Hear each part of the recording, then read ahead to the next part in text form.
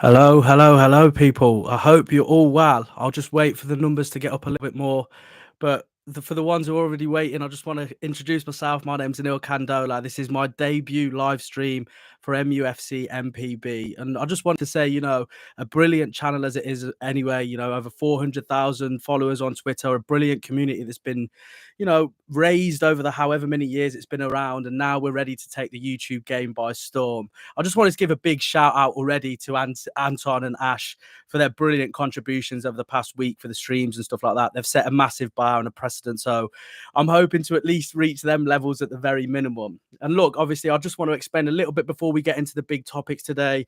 Of course, in the last hour or so, Jadon Sancho has deleted his tweet, which is obviously another cryptic message, if you like, in terms of just saying, look, Ten Hag was probably right on this occasion, as he is in many other occasions. But look, I just want to explain a little bit about what I'm going to bring to this channel. Look, all honest opinions. This is no Glazer economic nonsense, nothing like that. I'm looking at the running order now. We've got plenty of stuff to come up with. I want to, cut through the fake news, essentially, the gossip, to bring you fans a real show of an intent and integrity as well. So we'll get straight into things, really. I think there's only one place to start. I was putting together a little running order last night in terms of the topics and things we can discuss on this live today.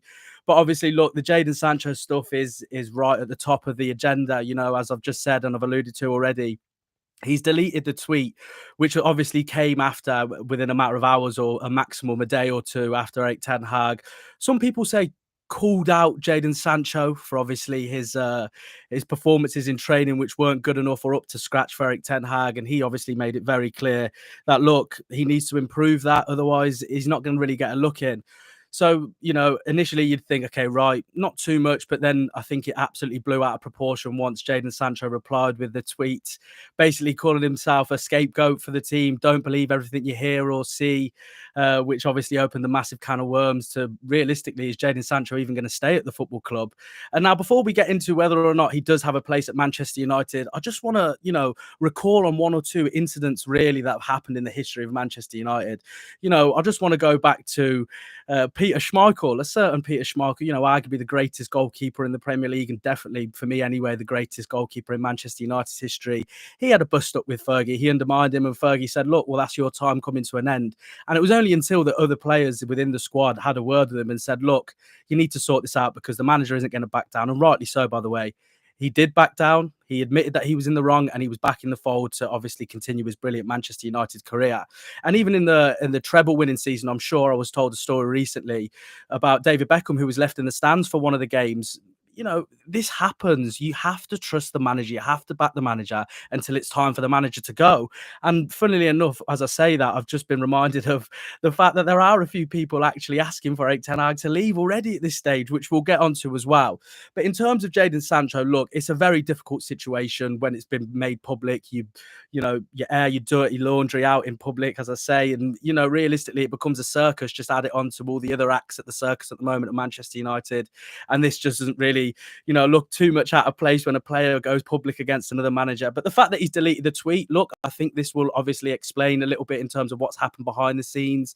He was reluctant to delete the tweet straight away or anything like that. It was only in the, as I say, the last hour. So this obviously does indicate a little bit, I would say anyway, in my opinion, that Ten Hag and Sancho have had discussions. Obviously, the right wing side, which Sancho was actually bought for by Ole Gunnar Solskjaer.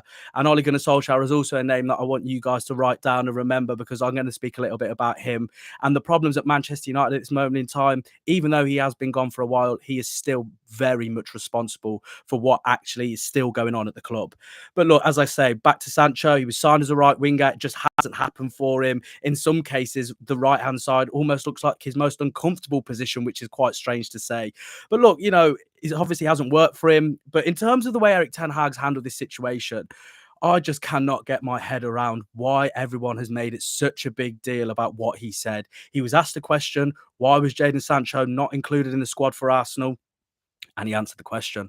It's as simple as that. He wasn't training well enough. And now, could you imagine a situation where Erik ten Hag lied, made up something, whatever it may have been, an excuse, and then it was to come out that that was the truth through journalists, through the media, through sources? How bad would that look on Erik ten Hag? And I don't need to go into how much Erik ten Hag's had to deal with since he's been at the club at Manchester United. It has been, as I say, the only word I can really think of in this situation is a circus. It's been an absolute embarrassment, and I'd probably use a little bit more of a strong term, shall we say, but we'll leave that probably for another day, maybe my late night show, which hopefully will come in a few months. But look, jokes aside, this is again a situation where I think Erik ten Hag's handled it brilliantly. Obviously, in last season, he took him away from the spotlight. He put him on a personal one-on-one training camp, wherever that may have been. There was a few rumours going around that it was in the mountains somewhere, but I do think that was a little bit tongue-in-cheek. Let's hope so anyway. But look, Jadon Sancho was re-entered into the fold. He was given ample opportunity to try and impress with all the injuries that Manchester United have had in the front line, especially on that right-hand side where there was just basically no one else really to compete with Anthony. And Anthony is again another name that will be brought up in this live stream. But in terms of Jadon Sancho directly, this is his last chance. As I say, Erik ten Hag's put his arm around him. He said, look, I'll take care of you. I'll do whatever it takes to get you back to where you belong, which is at the top of his game, which obviously he did show at Dortmund, which got him the move to Manchester United in the first place. And now we have ourselves a situation where Erik ten Hag has just gone, look, this is the final straw. I'm going to call you out publicly. I'm going to show you a bit of tough love, which of course works for some players, it of course doesn't. And now it's ultimately up to Jadon Sancho. There was obviously a few photographs of Jadon Sancho at a party in, I think it was New York or something like that. But I don't want to read too much into them things. You never know what happens behind closed doors just because he hasn't been, Instagram storying how many training sessions or how many miles he had on his run. You just never know the true story. And look, at the end of the day, if he's not in the England squad, he's got a bit of time off, then he can realistically do whatever the hell he likes. But I think the problem that a lot of Manchester United fans had was the fact that he was called out by the manager and then he just jetted off to New York to go to a lavish party, which obviously, optics is a massive thing, not just in football, but in life. It's all about how it looks. And that didn't look too great. But now that he's deleted this tweet, whether or not that's obviously another, knock-on effect from obviously the fact that he was pictured out at a lavish party and then he's like, okay, right, I need to rein this in a little bit. We don't know. But ultimately, this all, for me anyway, this realistically looks like that Jadon Sancho will be back in the fold and back in the fold immediately. Manchester United are playing this weekend. They're back in action against Brighton, which won't be an easy test whatsoever. They've started this season absolutely brilliantly and they've showed just how well of a manager De Zerbi is. So as I say, it's not going to be easy. The difficulties in the right wing position have been there for Manchester United fans to suffer with for plenty of time. It's before even the days of Anthony. Obviously, the Greenwood situation, that's reasonably solved at this moment in time. But in terms of Manchester United, he's obviously not available. Anthony, with his stuff obviously going on off the pitch, it is, as I say, that word again comes into mind. It's a circus, isn't it? But look, I've just had a little comment now coming through saying thoughts on Pellistri, and that ultimately links into exactly what I've got to say. Look, it's very difficult when it comes to an academy graduate. You only have to look at Alejandro Garnacho, who for me has been absolutely brilliant since he's obviously come into the fold. He was the standout star academy graduate into Erik ten Hag's opening season at Manchester United. And look, I think it would be fair to say he has struggled when he started the games. He doesn't quite look up to scratch, and especially compared to the impact that he has off the bench, that there is quite a big distance, shall we say, in the performances off the bench and obviously started. So, it can be quite difficult. But look, Pellistri has shown exactly what he can do. He's direct. He's this classic Manchester United winger, isn't he? Someone who gets the ball, gets his head down and runs exactly at his marker and tries to provide something. And obviously he's brilliant at getting the balls in as well. And obviously with Højlund, who obviously, fingers crossed anyway, from a Man United perspective, will hit the ground running. He'll score a few goals and hopefully be an option in that box, in that area for wingers to get the ball into. And Pellistri offers that. That's one of his strong points in his game. So ultimately, he deserves an opportunity, which I do think will come about. But with this news at this moment in time, obviously coming in that Jadon Sancho, he has deleted the tweet, which, it's 1 + 1 = 4, which is what we have to do some of the time in the media. But look, it does seem that he will be at the very minimum back in the squad. Whether or not he'll start, whether or not it's going to be, Pellistri that a lot of Man United fans want to see happen, it remains to be seen. But I think, look, it's a very interesting situation. I'm not sure entirely how it's going to end up, but the one thing I will say is that for Jadon Sancho, for me anyway, this is his final chance. As I've said already, to summarise, Ten Hag's put his arm around him. He's tried him in multiple positions in pre-season and in the regular season in certain games. And now he's shown him that tough bit of love that has worked for players in the past. So whether or not it will work for Sancho remains to be seen. But I do certainly think that this now means Jadon Sancho is back in the Manchester United fold. So in terms of the rest of the show, we've got several topics coming in. Keep your comments coming in the comment section, your questions, tweet me. My Twitter's on. I've got it all set up. So just reply, tweet me, let me know what you want me to discuss. We'll have a bit of time at the end for some questions and we'll get through to them. But in terms of the show itself, we'll cut through some of United's summer signings, a bit of a reflection. It's quite hard and, you have to take a bit of a pinch of salt, if you like, with these situations because there's only been a very small select games that we can sort of go off as evidence. But we'll talk about the signings. We'll talk about, of course, the Glazers and the latest on the takeover, the potential takeover, which unfortunately is still rambling on. Don't even get me started on that. I think it's brought me countless sleepless nights. I know it sounds quite silly to some, but the fact that this is basically the future of the club that all of us watching, and me included, love so much, it's very difficult. But we'll digest a little bit of that as well. But I think where we want to start, the name of the stream, where I wanted to start my first stream is Let's Talk Ten Hag. And I've said from the outset, this is a very, very peculiar situation I find myself in as a Manchester United fan. The fact that I'm seeing already on Twitter, on social media, even talking to one or two Manchester United fans who are not just airing their doubts on Erik Ten Hag, they're going so far to say that they think it's time for him to leave the club. Where do we start with that? I think that is nothing short of a disgrace, if you ask me. I think the fact what he's done already at Manchester United is nothing short of a miracle, if you ask me. The fact that he got third place when everyone was referring to him as Erik 10 games at the start of last season, the start of his new campaign at Manchester United after losing the opening 2 games. Everyone thought that's it. He'd be lucky to even get to Christmas. Hopefully he does. He might get a Christmas bonus, then he can go. Little did that turn out, unfortunately, for opposition fans. He managed to get third place. And look, you think, okay, well, a club the size of Manchester United and the money that they've spent and all that, blah, blah, blah, blah, blah. He had a strike partnership throughout the season to choose from Anthony Martial and Wout Weghorst. Now, you give Wout Weghorst and Anthony Martial to any of the top 6 side in the country, they would not finish third place. The strike force of Erling Haaland and Julian Alvarez at Manchester City, even Gabriel Jesus and Eddie Nketiah. Of course, he has his doubters in the Arsenal camp and beyond, but that is way stronger of a partnership than what Manchester United had at their disposal. But somehow, Erik Ten Hag managed to steer his way to a third place finish, as well as 2 finals, which of course he won. He won a trophy in his first time of asking, which something Ole Gunnar Solskjaer couldn't manage in the whole time that he was at the club for. So, it leads me on nicely, to be honest, to the fact that a lot of Manchester United fans, and look, I can understand why they gave Ole Gunnar Solskjaer a lot of time, is because obviously his affiliation with the club. But for me, that's emotion. That's emotional. We don't need to be making decisions as Manchester United supporters or anyone who's affiliated with the club through emotion. I think emotion gets you into a lot of sticky situations on the pitch, off the pitch, and in everyone's personal life as well. But, it's not a therapy session, so we won't go too much into that one. But look, at the end of the day, the stuff that I'm seeing about Erik Ten Hag, I am, as you've already alluded to, a massive fan of Erik Ten Hag. I think if we're talking potential-wise, where he's at his career now, he's one of the most exciting managers in world football. He's not at the level of Pep Guardiola and even Jurgen Klopp. It'd be unfair to write him off straight away, obviously, after one disappointing season, considering where Liverpool were when he took over.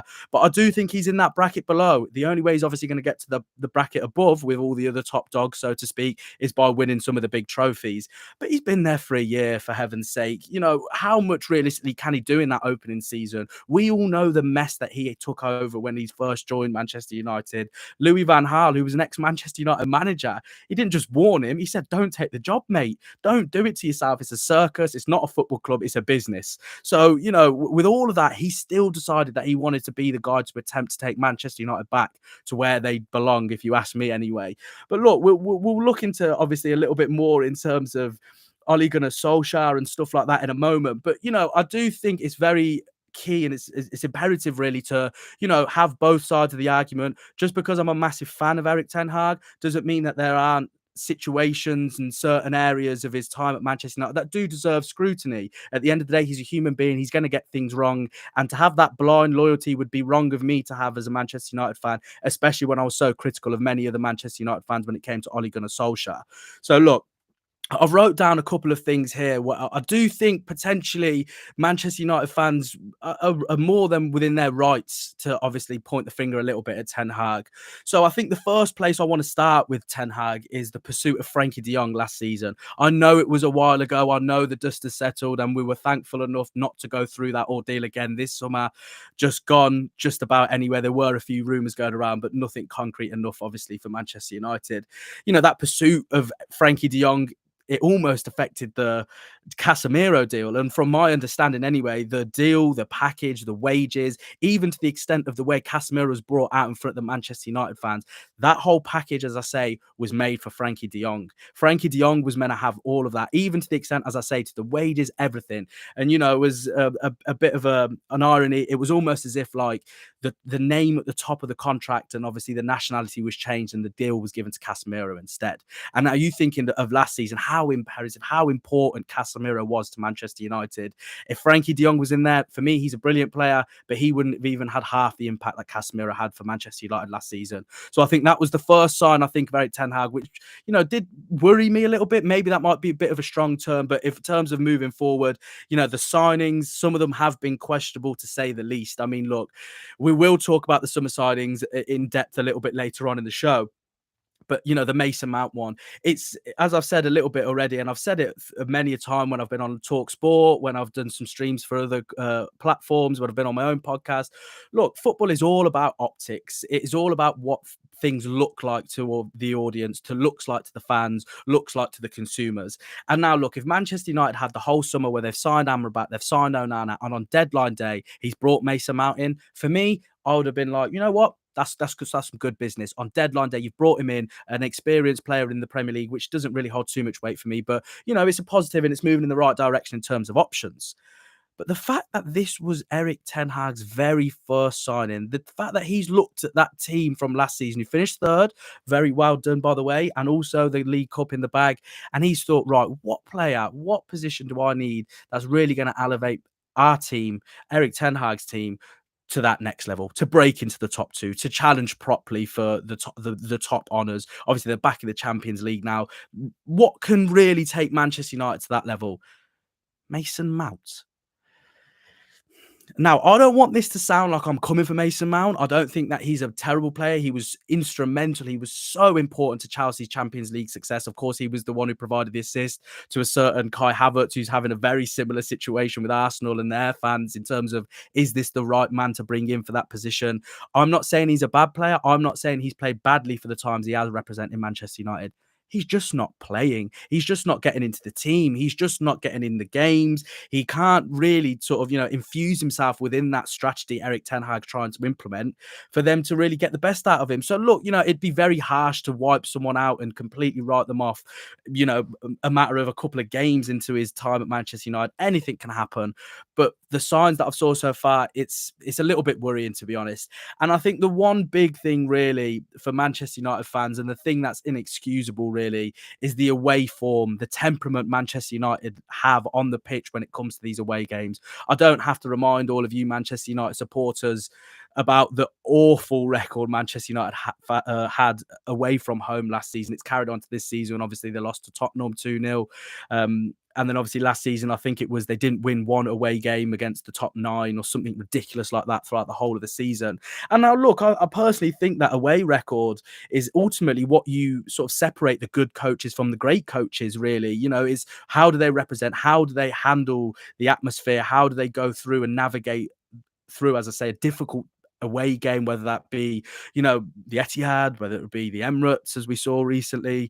Don't remind me. But, these, as I say, jokes aside, these are what ultimately separates the good from the great. And now I know what's going to happen now. I know that I'm going to get comments. I know I'm going to get people going, well, you've just slated Ole Gunnar Solskjaer, and you'll probably do it again, which I will a little bit later on. But he had that amazing unbeaten away record. Yeah. Slight caveat to that. There was not a single fan in the whole of any stadium ever for that whole run, realistically, virtually anyway. I think there might have been some on the either side of the COVID season. But look, the whole difficulty, the whole test about an away game is to how you handle the fans, how you handle the hostility, how you handle if you accidentally kick the ball out through a throw in, 50, 60,000 fans screaming at you, laughing at you. You only have to look at the game at Arsenal, the last one that Manchester United had, when Harry Maguire was subbed onto the pitch. He was cheered by the away fans. When has that ever happened? And now that's something a player needs to handle when he goes onto the pitch. These are the things realistically as a collective, as a team that Manchester United need to address. But look, I think, I tried to be fair as much as I could in terms of obviously Erik ten Hag. I don't think it would be fair of me to sit here and say he's done nothing wrong, because that would be naive, and quite honestly, it'd be foolish of me to say that, because he has. And as I said, he's a human being. But in terms of obviously just the Ole Gunnar Solskjaer stuff as well, I just want to debunk this myth. This is the first and probably the last time I'm going to mention him on my streams, because as I say, it's gone now. It's been and done. And, I don't really want to remember that absolutely awful interview Solskjaer did after he was sacked with Manchester United. What is that all about? Could you imagine you getting sacked from your respective job, wherever it may be, whatever it may be doing, and they want you to sit down and address all the people related to the company or the business you work for, and to have a tear come down your face as you slowly, set off into the sunset? Drop me out. But look at these stats that I've wrote down. Conceded 183 goals in 168 matches. That's about 1.9 per game. This is Man United. And the most damning stat of all, there was one here as well saying United lost 8 matches at home in a calendar year for the first time since 1989. But let's forget about that. This one here, April 21st, 2019 to December 1st, 2019. Solskjaer won 3 out of 19 Premier League games. 3. That is not Man United form. That's not top 6 form. That's not top 10 form. That is not Premier League form. That is relegation form. So and the reason why I keep talking about Ole Gunnar Solskjaer is not just to have it dig at him, but it's to compare the treatment from Manchester United fans from Ole Gunnar Solskjaer to Erik ten Hag. Erik ten Hag has given us all so many reasons of, enthusiasm, of encouragement as to why we should trust him, even if he does get a few things wrong. But we gave all of that trust, we gave all of that hope, not just financially in terms of the money that Solskjaer was given, but the fact that all Man United fans were so reluctant to call him out, to say, look, this isn't working. And now all of a sudden, when things are getting tough for Erik ten Hag, there's no consideration whatsoever of what he's had to deal with in terms of off the pitch, the Ronaldo stuff, the Maguire stuff, Greenwood, Anthony. I don't need to keep going on. Look at the things he's been having to deal with. And now, as I say, compared to Erik ten Hag, he got the top 3 finish, no strikers, 2 cup finals. Come on. And now this is one that I'm probably going to get a little bit more of slander for, but that's what we're here for. As long as we don't get cancelled, then I'm sure I'll be okay in terms of some of the stuff I'll say. The financial backing. Now, a lot of opposing fans, a lot of people who like to, criticise Manchester United, whoever the manager may be, will always throw into the mix the money's been spent, the finances are there. And now I just want to give you a little example. So, for instance, if a club sign a player for £100 million, and that's the only business they do in the whole of the window, is that backing the manager? Some would say yes, because of the finances. It's £100 million, and £100 million sounds way more entertaining than one signing. But the manager, with all due respect, he couldn't give a monkey's how much money's being spent. He wants personnel through the door. And now, if in that situation he's only been given one player, what the hell do you expect him to do? So, we'll take a deeper dive into the signings Erik ten Hag's made in terms of the backing that he's had. And now, look, as I've said already, Mason Mount being signed for 60 million. I don't know why he was signed, but a manager at a top club, his transfer window should not be decided by one £60 million signing in this day and age. Liverpool have just signed Lavia for 60 million. He hasn't played a game. There hasn't been a whisper about that. So, Liverpool's season isn't going to be deemed on the success of Lavia, and nor should that be the same with Mason Mount and Erik ten Hag. So, although I do question that, it's again the same thing. There's no mention, as I say, of the Lavia stuff. Their season's not going to be riding on it. And look, all you have to do when people try and say to us Manchester United fans is Erik ten Hag's been backed. Of course he has. Look how much money he spent. He spent this much on this player, this much on that player. Just go back to January. Just go back to January. All you need to do is just find a few little quotes, a few of the pundits out there saying Manchester United are in a title race. They just beat Manchester City, as far as I know, and they were being lauded as right. They can push not just Man City, but even Arsenal, who were top of the league at the time. They could go for this. Do you know what? As Manchester United fans, let's believe that. Go on then. We are in a title race. So what do? They give him two loan signings who aren't even at the club anymore. Wout Weghorst and Sabitzer. Two loan signings when you're apparently in a title race, and that is backing the manager. That is giving him the utilities that he needs, the resources in terms of personnel to get him through the door to actually go through. So, this is, again, a situation where I'm just thinking, come on, this is, again, something that's quite concerning. But look, I've wrote down every single one of the transfers that have been completed by Erik ten Hag. So we look at this now. So there've been 16 signings from Erik ten Hag, including the loans and the free transfers, as well as obviously all the big money that he spent since he's been there. 8 of the signings Erik ten Hag has made, that's 50%, have either been a loan or a free transfer. This is Manchester United. This is one of the biggest institutions in the world. Forget just football, in the whole of sport. Come on. This is what they're giving the manager. And people try and tell me, what? You're talking absolute garbage. You're talking nonsense. He's been backed. He's been this. He's been that. Half the signings haven't even been permanent. Sofian Amrabat, who I'll get onto later, who I'm absolutely ecstatic Manchester United have signed.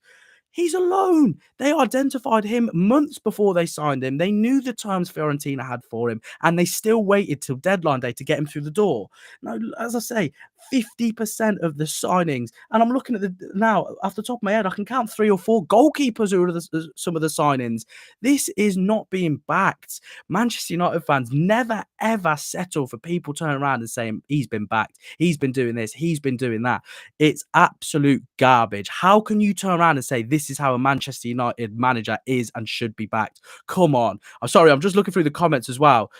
Slip of the tongue. It wasn't Liverpool who signed Lavia, it was Chelsea. So look, we're here to make mistakes. We're here to hold our hands up. And thanks for that. I think it was 20 Ollie Legend. So I'm sure you're really happy with all the stuff I've said about Ole Gunnar Solskjaer as well. So thanks a lot. I'll get back to the comments shortly, obviously, as we round up the Erik ten Hag stuff. But as I say, look at the signings he's made. Come on. This is not how Manchester United should be operating. This is now a situation where, and I keep saying it, he has found himself working at a circus. This is not a normal football club. This is an absolute abomination compared to what this club used to be. This used to be regarded as the club in the world, even with alongside Real Madrid. And now you look at what the hell's going on, and it's nothing short of embarrassing, if you ask me.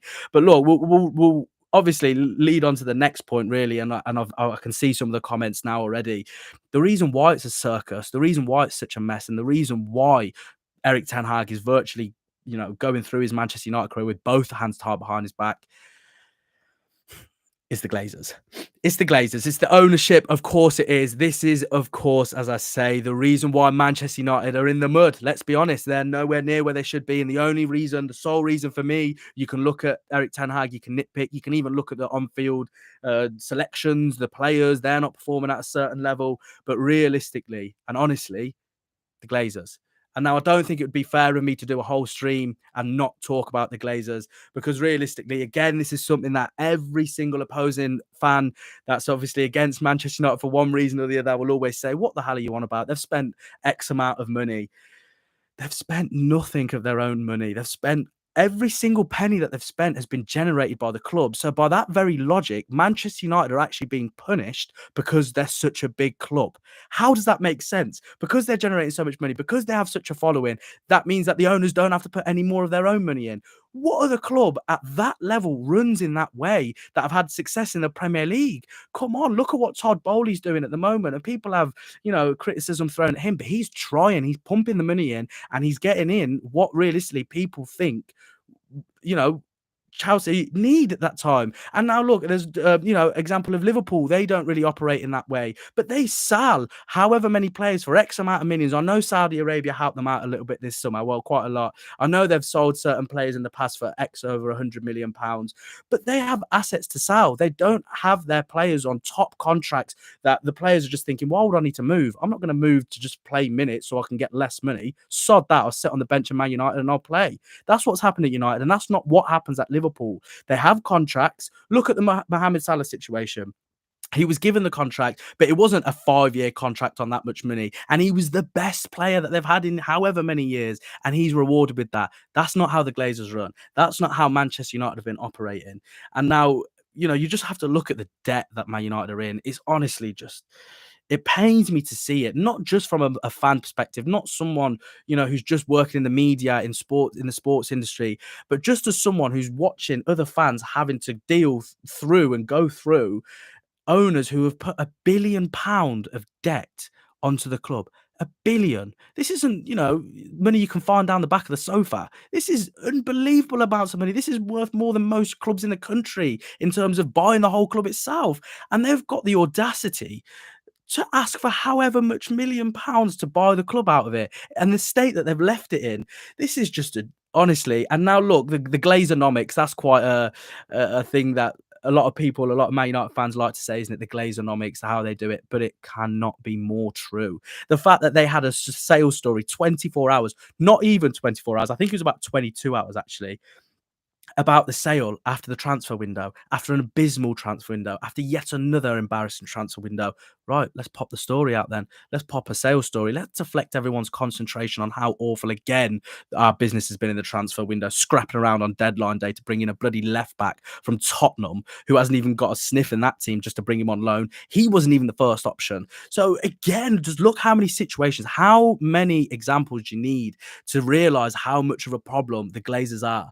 And now look, we're already seeing it again. I've seen today, going through my morning newspaper, aka Twitter, on my phone, looking at, Man United being linked with Evan Ferguson. Wow, what an amazing signing that would be for next summer. What? How are we the only club? Is Manchester United the only club that has to go through summer signings days, quite literally days after the summer transfer window shut for next year? What? Can you see what's going on? Can you see the certain areas of the media, reporting on these kinds of things? And they may well have got that from credible sources. I'm not going for the journalists in this situation, but look at the stories that they're being exposed to. Man United are linked with, okay, the most exciting youngster now coming up in the Premier League that isn't already at a top 6 club. Everyone wants a bit of Evan Ferguson. He's Irish. A huge following, should I say, in Ireland for Manchester United. That would be amazing. Look what's going on in front of you. This is exactly what Manchester United fans have to deal with. And now, before I continue in terms of the Qatari bid and obviously Sir Jim Ratcliffe, the clues in the name, I don't need to go too much in that. And it'd be a Glazer 2.0, and I'll explain that in a situation. But we'll dive into the comments a little bit now. I'll try and go through a little bit in terms of them. So just bear with me. I'll read them. So we've got one here. Could you not argue it's part of Ten Hag's job to install the right mentality in the squad for away days? Absolutely. There's not even a conversation to be had there. The book starts, however you want to say it, with the manager. It's his responsibility. But look at the mess that Man United fans had to go through in terms of watching that team play. We went through, forget the away form, I think we shipped 6 or 7 to Tottenham under Ole Gunnar Solskjaer. And that's not just, going for him for once. I'm just saying, look at the mentality that he's had to give. The example I use, and the final thing I'll say about Ole Gunnar Solskjaer, he's a glorified what's the word I'm looking for? Not a replacement.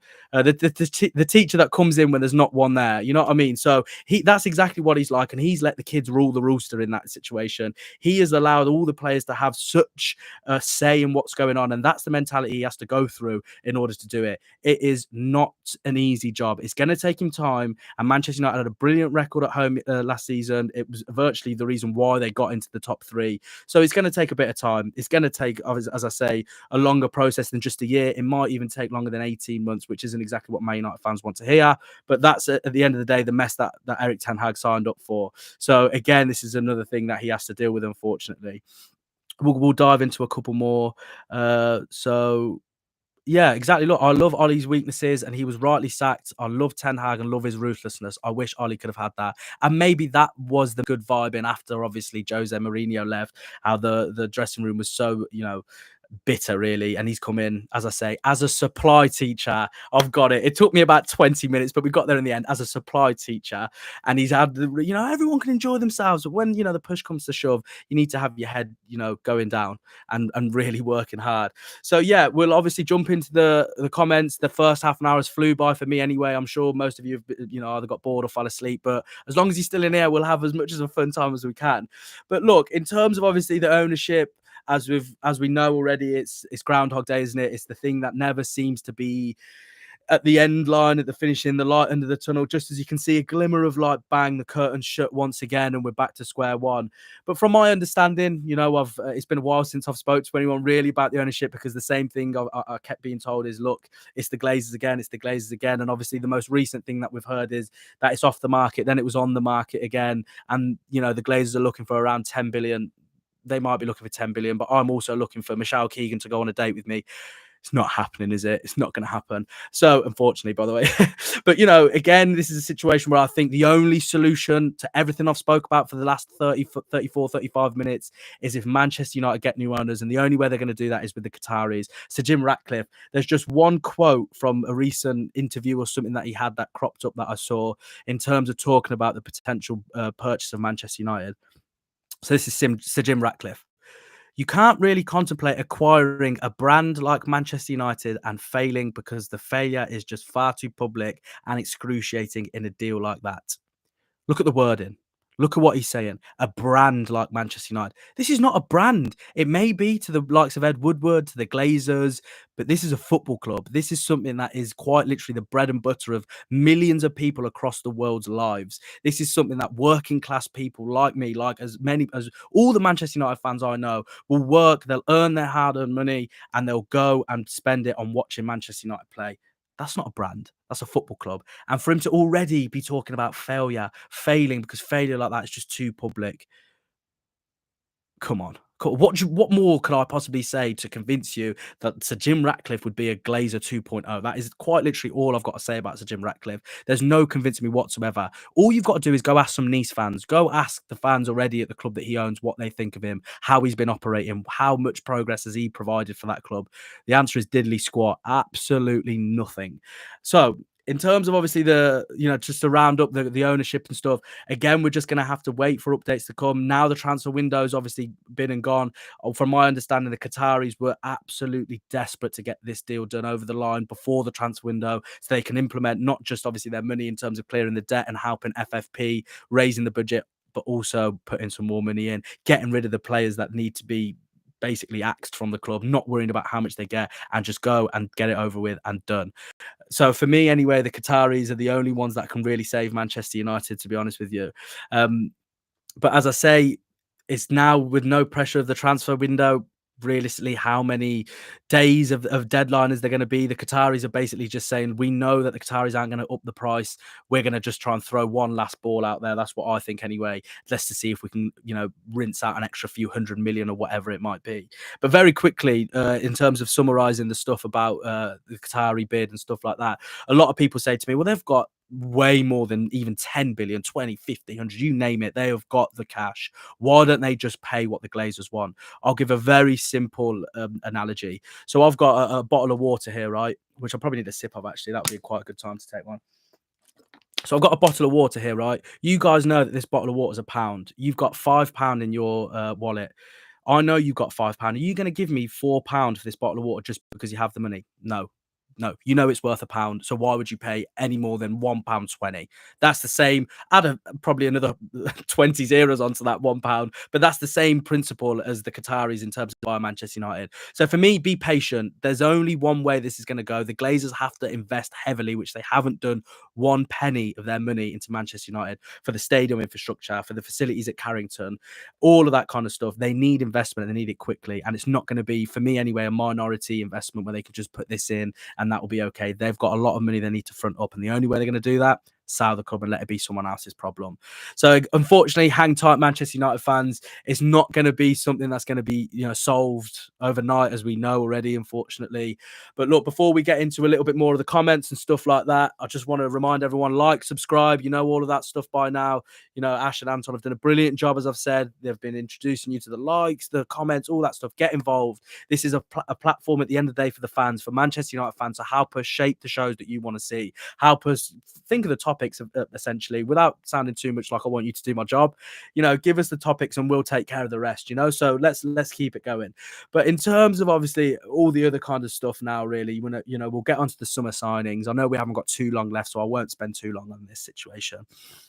But the summer signings, have they been flops? Have they been successful or have they not? And as I said from the outset, some of you guys might not have heard when I started the stream, you know, we've got to take it with a pinch of salt because the poor blokes, they haven't even been there for 5 minutes. I'm already saying that they're flops. But, we'll go through each and every single one of them.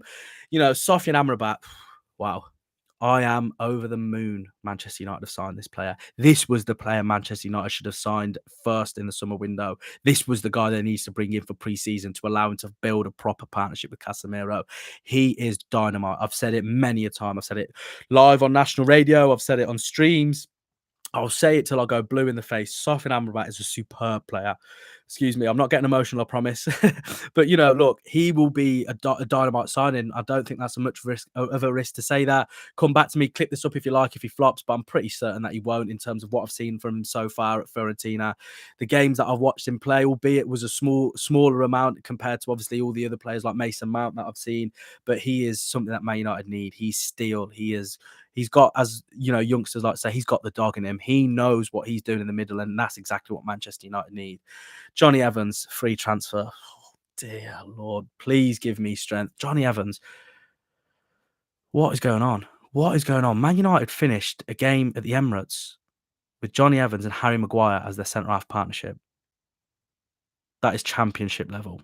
That is not Premier League standard. Luton, who, let's be honest, are favourites to go down in a massively bitter way. I hope they go down with no points because they beat Coventry in the playoff final, and Coventry have got a very special place in my heart. So I don't really care about them, to be honest. But would they swap their centre half partnerships for Maguire and Evans?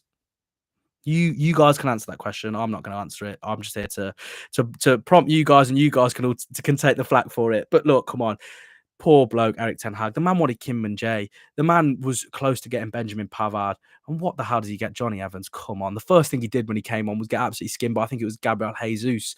So, it just shows again what they've got. Rasmus Højlund, look, it was a lot of money for a young lad, but from what we saw, he's a physical player. He looks like he's grown up in England all of his life, that he wants to get into a Russell tussle, a hustle, or bustle, or whatever you want to call it. But he made it a direct competition against Gabriel when he came on, and that is what Man United need. A focal point at the top of that forward line for Marcus Rashford to build, potentially anyway, a dynamite partnership up front. Rashford needs the help. He's a brilliant player, but he can't do it all on his own. Just like Casemiro with Amrabat. Casemiro is a brilliant player, but he's not God. He won't be able to do everything by himself. And now, obviously, look, we look at the goalkeeper, Bayanda, 4 point. I don't even know if I said his name right, but I'm hoping that was right. Sergio Reguilon alone.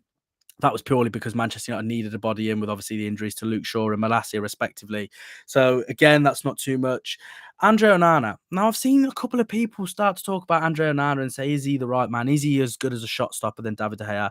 The answer is no. He's not a better shot stopper than David De Gea. David De Gea, for me, if we're talking pound for pound, he's up there with the best I've seen in terms of shot stopping in the whole of the time I've been following football. He's a cat. That's how he got his nickname, because his reflexes were ridiculous. But it's not the shot stopping why Onana was signed. He was signed because he can play out the back. He was signed because he can control the ball. He can control the tempo. He can allow all of the team to regroup and then pick the pass, which he's more than capable of doing. You guys already have seen it with him.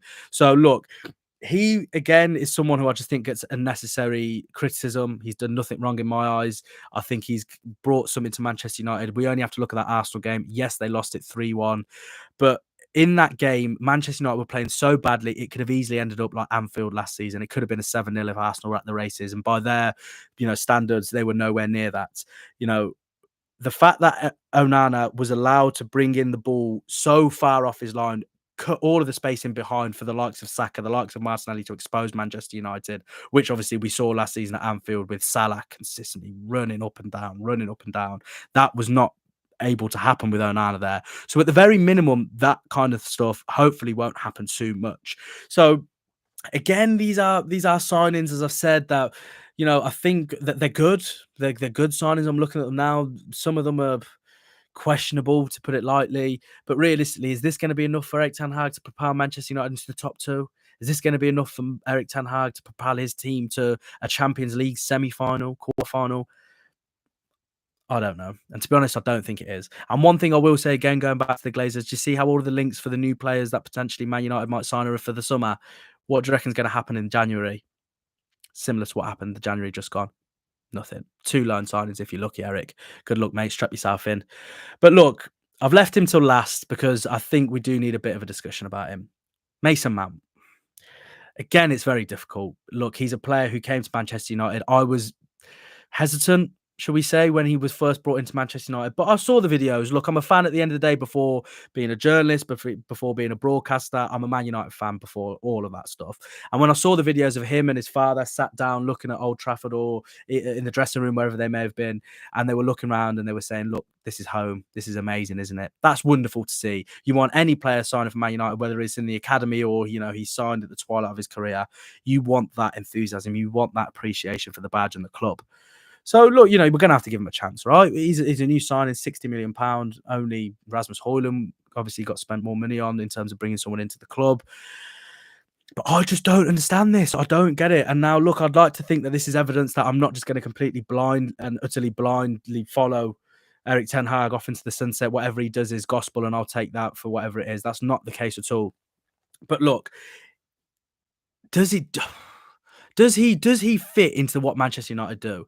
Is he a player that is going to help slow the play down if necessary, to get the foot on the ball, to be able to dictate what's going on? I think through passages of play, through the transition, that's his strong point, isn't it? To get the ball quickly and then provide the quick passes to obviously let the attack move forward. But he was signed as the partner to Casemiro. In the opening game, it was set up as Casemiro, Mount, and then Fernandes in front of him. That was the midfield three. It's not going to happen. It's not going to work. There's not enough cover for Casemiro. He's someone who likes to, press right at the opponent's final. Well, they're defending third, Man United's final third. That's where he wants to operate, get the ball back quickly, potentially even have a shot as we saw last season, or even provide for the other players to pick a pass out, which he's more than capable of doing. Mason Mount just gets caught in the crosshairs, caught in the headlights, and he just doesn't find himself in the right positions at the right time. So and I like to stress enough, this isn't me saying that Mason Mount is a bad player. This isn't me criticising his ability. As I've said, we saw it at Chelsea when it was going good. Okay, he had a drop-off last season, but please name me a player besides potentially Thiago Silva who didn't have a drop-off at Chelsea last season. It was abysmal. It was probably one of the only clubs that was worse than Man United last season. So, again, this is something that I think we've got to give him time. I think that's the least bit of respect that we can give. But ultimately, I just don't see how it works out. I just don't see how Mason Mount will come into that side and bring it in. And I think it will take a little bit of time for Erik ten Hag to realise that he's either going to have to drop his captain, Fernandes, or his new signing, Mason Mount, to allow the midfield three of Casemiro and Amrabat and whoever in front of him. There's obviously going to be opportunity potentially to play either Mount or Fernandes out wide if Antony isn't available for however long, if Sancho doesn't hit the ground running like we all hope he does and ultimately expect now. So, there may be a way of shoehorning Mount in and Fernandes in the same team. But if we're talking about that midfield three and the midfield three directly, there is no way. There is no way that Mason Mount, Casemiro and Fernandes can be the midfield three for Man United. They'll just get cut apart, as we've seen already in the small amount of games that Man United have played. Even the ones they won. Wolves, I was there. Man United were awful. They were terrible. And why was that? Because the midfield was almost like Man United had three players sent off because there was no cover. There was no protection. It was attack versus defence. And that was it. And somehow Man United managed to get through. Who knows how? But they did at the end of the day. So look, I don't want to go too much in terms of Mason Mount personally, because that's just not the way I operate. I don't want to attack anyone like that. I'm just talking about what's best for Manchester United, what's best for the club that I support. And ultimately, I just don't think if you put in Mason Mount as Casemiro's partner, it's going to work. Could he play in the 10 role where Fernandes operates sometimes? Who knows? Potentially. But for me, the only way Man United are going to solve that midfield mess is if they play Amrabat and Casemiro together as a partnership from day one. Get that in straight away and just watch the difference in Manchester United. So look, we're coming towards the end of the stream now. It's flew by for me, as I've said. So thanks a lot for everyone commenting, getting involved. Like, subscribe, drop me a tweet, drop me a follow. Anil Kandola on all platforms. So as I say, get in touch, DM me. My DMs are open. Get in touch with what you want me to talk about. Even get in touch with some of the things that you think I've been waffling about and how much you hate me. Don't worry, I'm used to plenty of that already. So just keep it coming, whatever it is, good or bad, and we'll obviously keep the ball rolling in the shows to come. Obviously, I gave an opportunity in the last few days in terms of questions. There's a couple of questions here.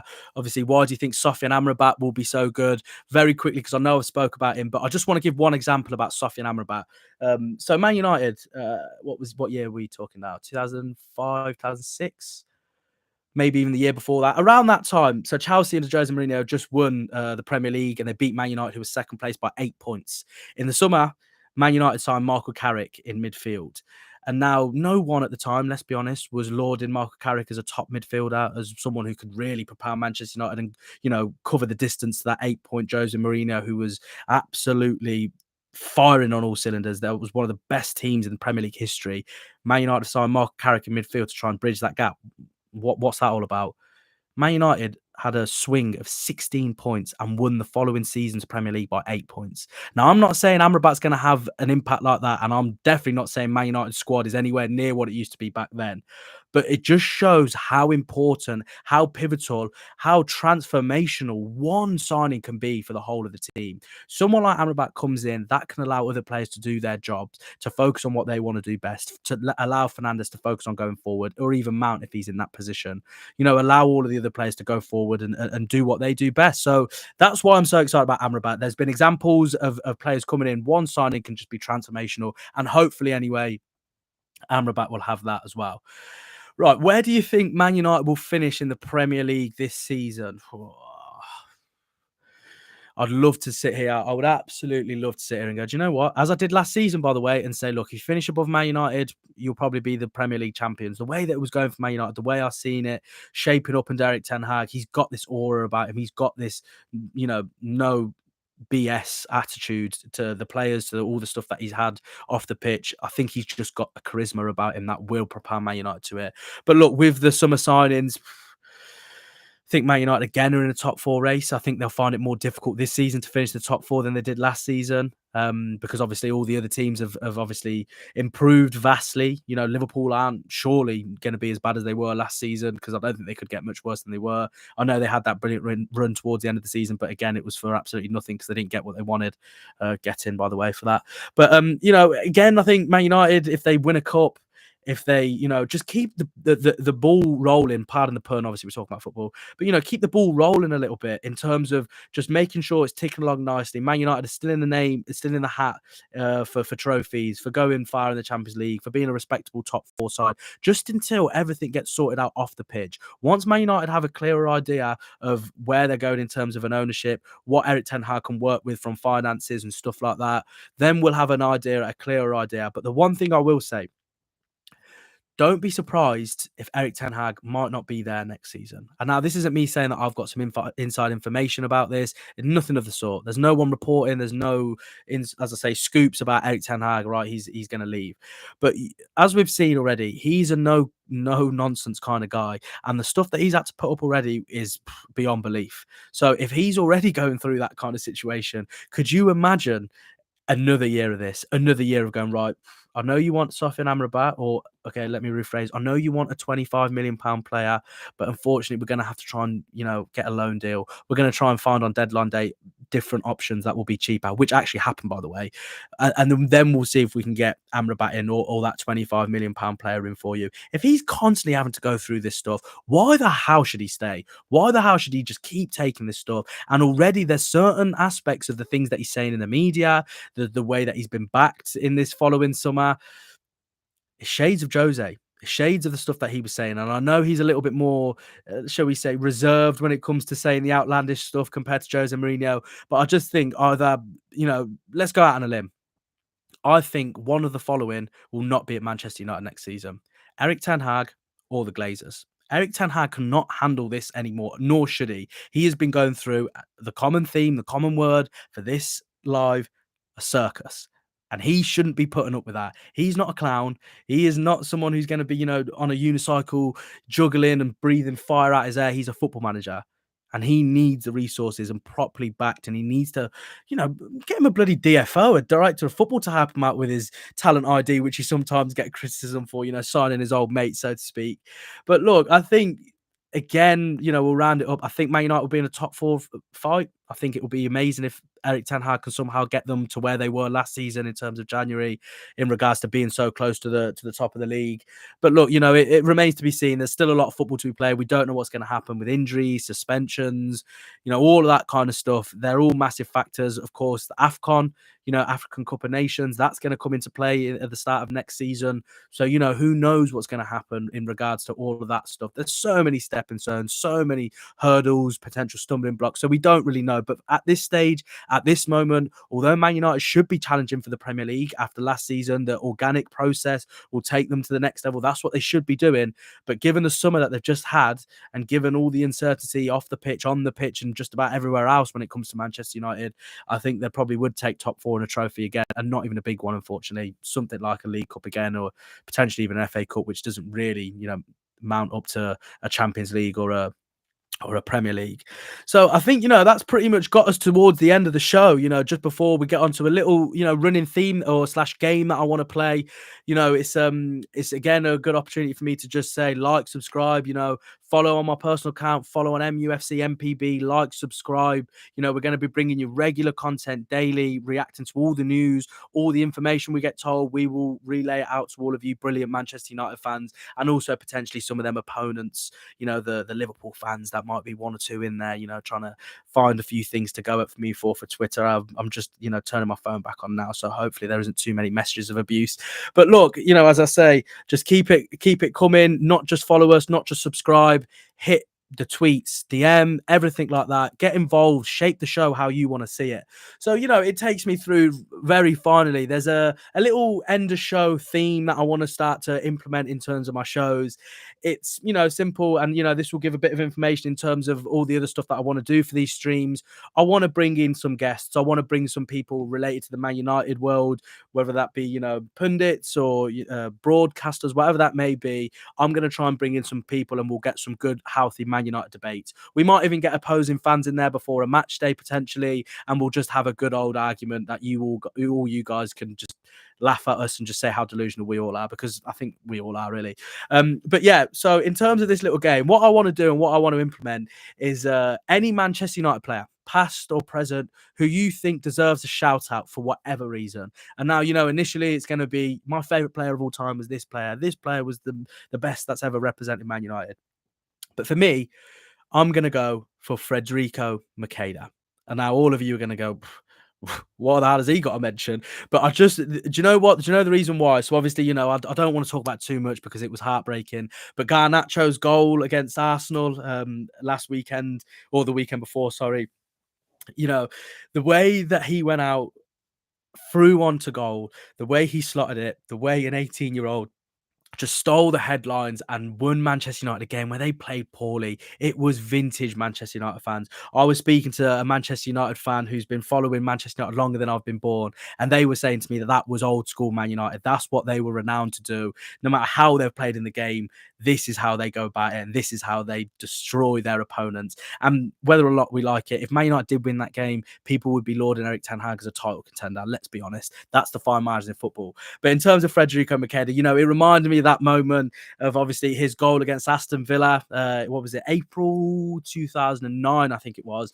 So, that moment where he's just, did a little flick, turned his body and just absolutely curled one top bins against Villa, as I say, to win the game essentially in injury time. That was classic Man United. They were the moments, they were the times that Man United fans want to be reminded of. And unfortunately, they were literally a nose hairs away from doing that. It was heartbreaking, and genuinely, I can't remember a time I was that heartbroken for Manchester United following them in regards to that, because it was so close to a brilliant textbook old school Manchester United performance. So look, that's my shout out this week. It's Federico Macheda for getting that moment. His career didn't go the way it wanted to at Manchester United. I know he scored in his following game. I think that was against Sunderland. That might have been a 2-1 win the following game. So he kept it going for a couple of games. I'm sure he got a good bonus at the time as well for them respective goals. But yeah, my shout out don't know what that means. My shout out is Federico Macheda. So get the comments coming in. Come back again next Tuesday when we're here to do it all again. I will be taking your suggestions. We'll read them out throughout the show, and then I'll give another one, or we'll go through some of your comments as well. So, be sure to like and subscribe. Also, after this, I'm not doing it tonight because obviously this is my first one. I want to see the reaction. I want to see how things go. But what I will at least at the very minimum, think about implementing his a Twitter space after these shows. If you guys want to, interact with me directly, tell me how delusional I am, write to me directly, engage with me. I'll get that going on. There's so many wonderful Man United fans out there that don't have a say for whatever reason. And I want to be able to at least give that small platform for anyone to have their say. And at the end of the day, it's almost like a therapy session. You just get off what you want from your chest and just say, do you know what, I'm fine now. I've told Anil that I think he's an absolute idiot and he's so delusional, he hasn't got a clue what he's on about. That's fine. We'll take that. We have no problem with that. But like I said before, do you agree with what I'm saying? Have you disagreed with me? That's probably even better. Let's have a debate. Let's have a conversation. Tweet me, reply in the comments, like, subscribe, all of that jazz. You guys know that by now. And look, at the end of the day, mufcMPB is here to stay, and we want you guys to get involved. Shape this journey, be a part of this journey, smash the subscribe button, and be in touch. Of course, Ash and Anton will bring you your regular contributions throughout the week, so be sure to check out their stuff. Be sure to check out their Twitter accounts. They're two brilliant lads. They've been bringing you some awesome content that they will continue to do so. And I believe it's Ash tomorrow bringing you another brilliant stream. This time tomorrow, I think it will start at 7 p.m. as all of them do. So please be sure, as I say, to like, subscribe. Thank you so much for joining me on this 1 hour special. I will be implementing, as I say, every Tuesday from 7 p.m. So get involved, get at me, tell me what you want me to talk about. And I just want to say, if the massive and likely case that you've reached the end of this stream, you've actually listened to me waffle on for an hour, I think you deserve a medal. So thank you so much. Please be sure to return next Tuesday when we're here to do it all again. Glory, glory, Man United, hated, adored, never ignored, Glazers out, all that jazz. But thank you so much for joining me on this 1 hour show. We'll be here to do it again. And let's hope there'll be some good news for Manchester United. Thank you all very much, and I'll see you next Tuesday.